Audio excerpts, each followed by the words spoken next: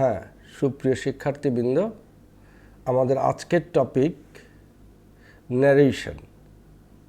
ন্যারেশনের উপর এটি আমাদের 7 নম্বর লেকচার। যারা আগের লেকচারগুলো মিস করেছ তারা অবশ্যই সেগুলো দেখে আসবে। আমি সেই ভিডিওগুলোর লিংক নিচে তোমাদের জন্য দিয়ে দিচ্ছি।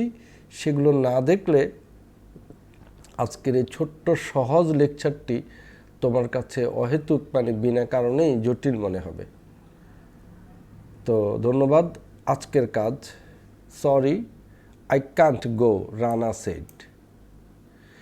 এই কাজে এখানে সরি এটাই মূলত আজকে আমাদের আলোচ্য বিষয়, বাকিটুকু না। তো এরকম সরি যখন থাকে, কেউ দুঃখ প্রকাশ করে, আমরা এই অংশটাকে, এই সেন্টেন্সটাকে সরি আই কান্ট গো, এটাকে 2 বার ন্যারেশন চেঞ্জ করব। শুধু সরির জন্য একবার, আই কান্ট গো সেটার জন্য আরেকবার, তারপর দুটো মিলিয়ে আমরা অ্যান্সারটা লিখব। আসো কাজে হাত দেই, আসো সরি নিয়ে কাজ করছি। এটার স্পিকারকে, স্পিকার মিন্স যিনি কথা বলছেন তিনি, রানা। তাহলে স্পিকারের ঘরে বসলো রানা। আর এই সরি শব্দটা থাকলে আমরা রিপোর্টিং ভার্বের ঘরে রিপোর্টিং ভার্ব হিসাবে লিখব এক্সপ্রেসড। আমি তোমাদেরকে আগের থেকেই বলে এসেছি যে ন্যারেশনের নতুন নিয়ম বলে কোনো কথা নেই। নতুন নতুন নিয়ম মানে নতুন নতুন রিপোর্টিং ভার্ব। ন্যারেশনের মেইন গেমটাই খেলে রিপোর্টিং ভার্ব। তো এটা অন্যভাবেও করা যায়, কিন্তু এটা একটু স্মার্ট। আমি শিক্ষার্থীদেরকে বলবো শব্দটা মুখস্থ করে ফেলো। সরি যদি থাকে তাহলে রিপোর্টিং ভার্বের ঘরে আমরা লিখব এক্সপ্রেসড, মানে আমাদের রিপোর্টিং ভার্বটা হবে এক্সপ্রেসড, EXPRESSED, এক্সপ্রেসড। ঠিক আছে, Rana expressed.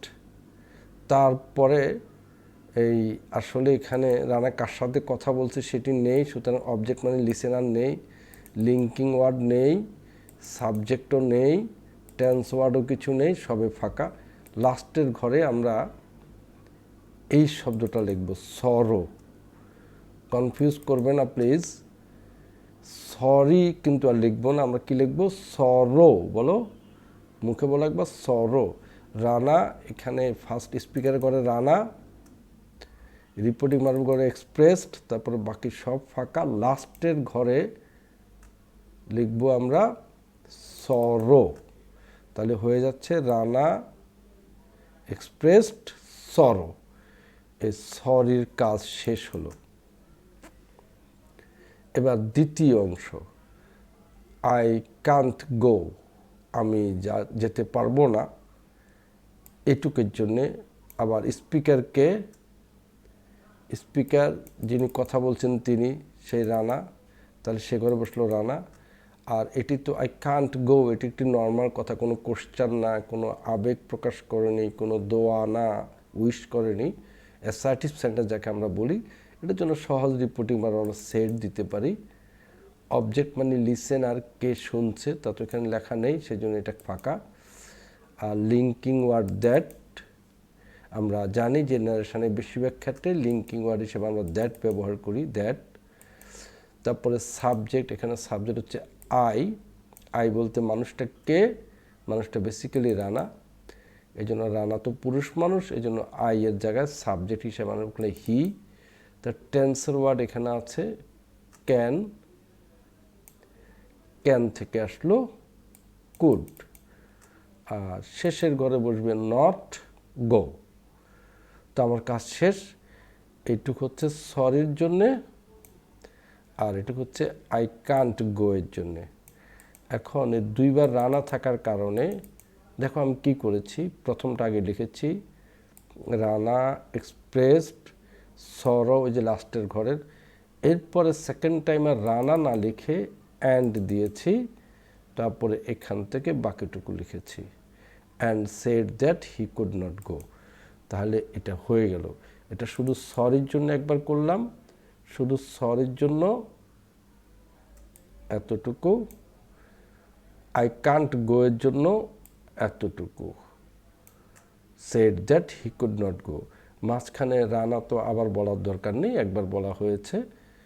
And Rana shed দরকার নেই, তো কাজ আমার শেষ। তো আশা করি তুমি এটা বুঝতে পেরেছ। আরেকটা সেন্টেন্স আছে, সেটা একটু দেখে নিই।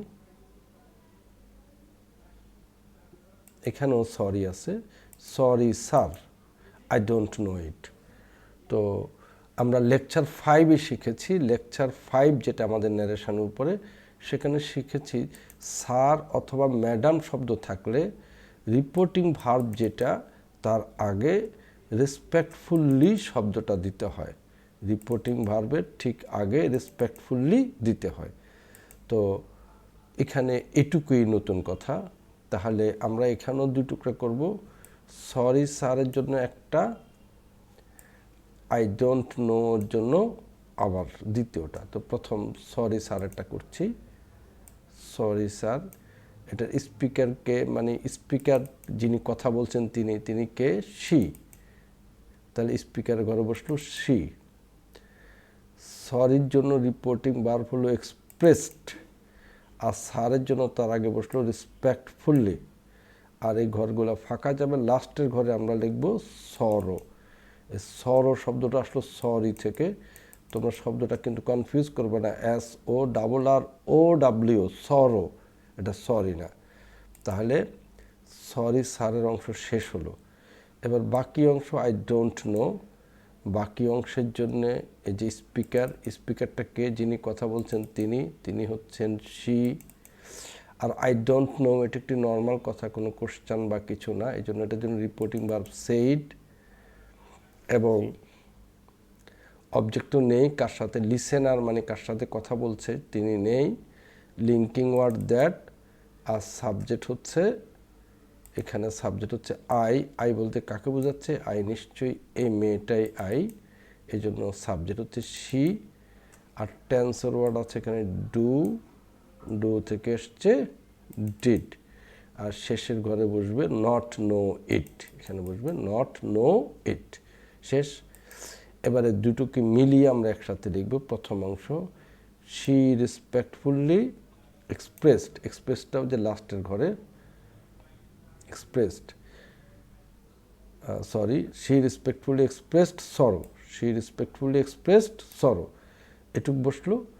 তারপরে এই দ্বিতীয়টা লিখতে গিয়ে শি আর আমরা লিখব না, শি তো 2বার হয়ে যাচ্ছে, 2বার লেখার কোনো দরকার নেই। আমরা দিলাম অ্যান্ড দিয়ে এই বাকি কথাটুকু আমরা লিখে দেব, and said that she did not know it.